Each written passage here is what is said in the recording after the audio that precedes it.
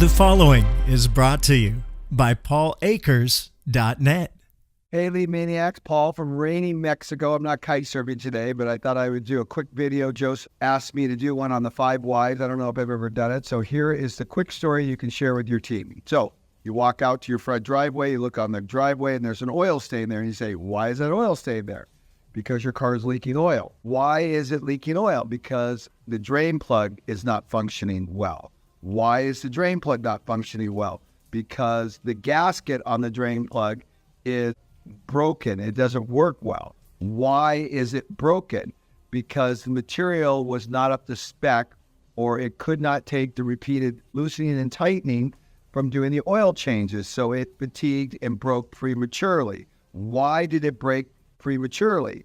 Because the person who spec'd the material was instructed by management to save money and cut costs. So they looked for an alternate material that was less money. They didn't focus on quality, but they focused on cost.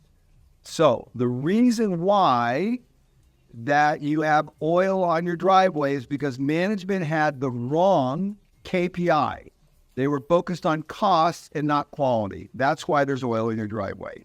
Now, the important thing about that story is this, is that most people would have solved that problem and just said, oh, replace the gasket. But that really is not the root issue. That's not upstream. That's solving the problem downstream. Until you solve the problem at the real source, way upstream, where you have the wrong thinking, then you're never going to really solve the core problems. And you're always going to have all these trickling problems down below.